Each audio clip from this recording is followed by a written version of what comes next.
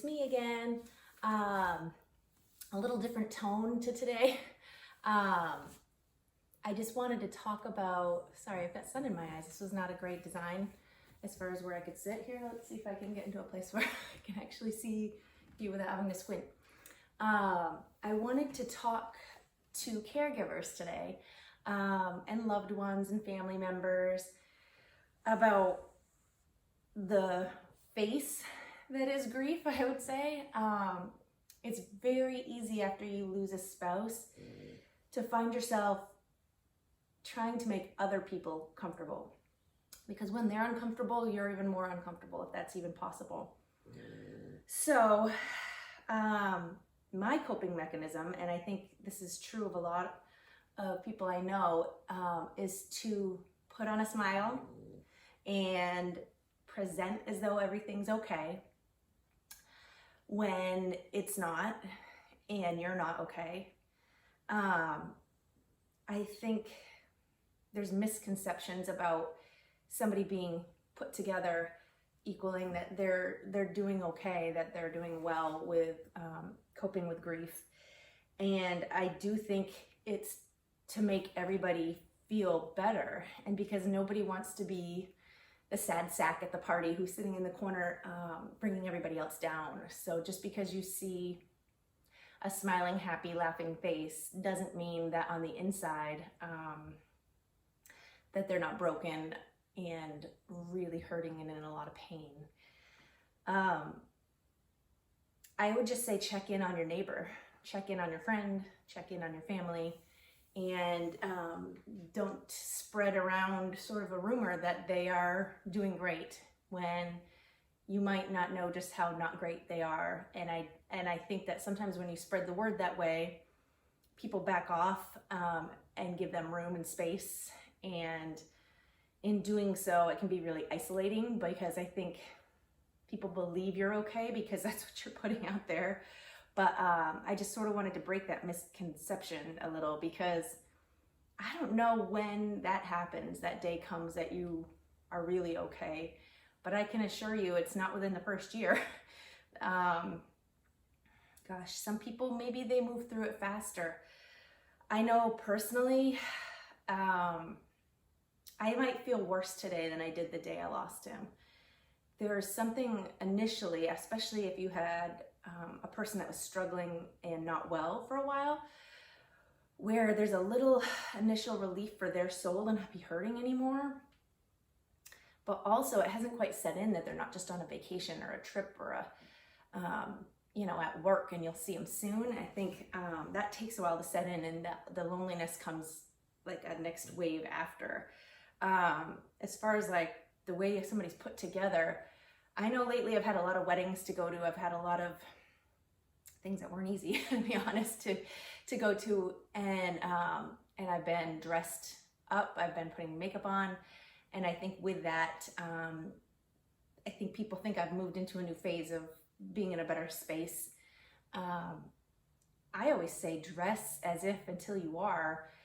I don't know that the way somebody looks, their appearance, if they've gone from wearing their sweatpants every day and no makeup and not brushing their hair to like suddenly dressing the way they used to and acting the way they used to, I don't know that that really reflects upon how they're doing internally. I just continue to say that what you are seeing outwardly does not always reflect the what's going on, the internal battle that they're going through. So I was both blessed and cursed to have a friend going through this at the same time I was. Within a couple of months, lost her husband. And I say blessed and cursed because I would not wish this upon my worst enemy. I adored her husband, and he was a wonderful man, and it was tragic on all levels. I was blessed because I'm not alone in this, but I don't think that everybody, I don't want to say is so lucky because that sounds so terrible, but there's comfort in having someone else that truly can feel your pain. And it worries me that some people don't have that, because sometimes I don't know what I would do if I didn't have that. So for that reason, one of the things that I'm starting is a Facebook group. And it's there to help people to be with other people in similar situations and not be isolated and alone. What I'm worried about with it is that it is not a substitute for counseling, and I don't want people to use it in that way. I really just want it to be a place where people can come to empty out their worries of the day or share in their celebrations of milestones that they might have gotten past that they never thought they could. If you're wondering about whether or not you should be seeking counseling, or same goes for your children, I think that if somebody's asking, because I know I'm speaking right now to mostly caregivers and loved ones, but if somebody is asking, do you think I should go talk to somebody? I think the answer is they already know the answer. They wouldn't be asking if they didn't suspect that maybe they should be. It could just be a cry for more one-on-one friend talks. Maybe they just need, somebody to be able to really listen to them. But I think if they're asking, it's worthy to just talk to somebody, even if it's just one time, to, get a feel for how they're really doing, and if they need a little extra assist. But I don't want the Facebook group to be for that. I really just want it to be a group of like-minded people that are in a similar boat. I mean, none of us are in the same boat, but in a understanding space, and to support each other. I will hand approve each person that wants to join, just to be sure that that's what's happening. And eventually it will be just for subscribers, so that I can even further make sure that the people that join the group are really looking for a similar outlet. And yeah, for the most part, I guess that's what I wanted to talk to you about today. And by subscribing, and this isn't just my plug now to subscribe, but I'm just want you to know what you get with subscribing for me. There are freebies, which I think can be helpful. Especially on the grief side of things, the checklist of what comes after the loss of a loved one is a great gift.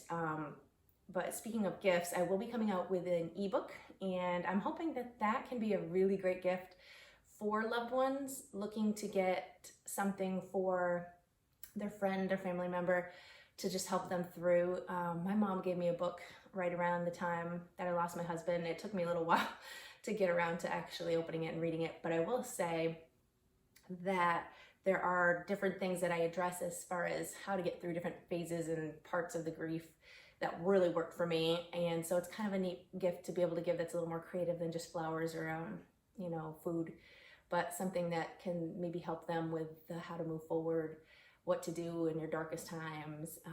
I even interview my little ones so they can talk about from their point of view what they needed and didn't need, and it was really precious. Actually, it helped me a lot to see what they were thinking and feeling. It was way off from what I thought.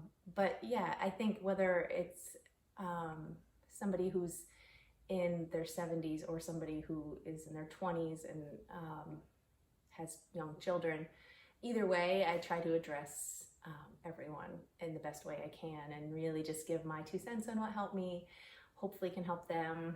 And I guess that's it for today. So thank you for joining, and just check out my website. It's CanYouCureCancer.com. And I know we're talking about grief here, but sadly, those two things come hand in hand quite often. But the grief side, once again, is for everybody, not just people who have passed from cancer. So join me and join our support group, and I'll talk to you later. Sorry about the sun. Bye, everybody. All the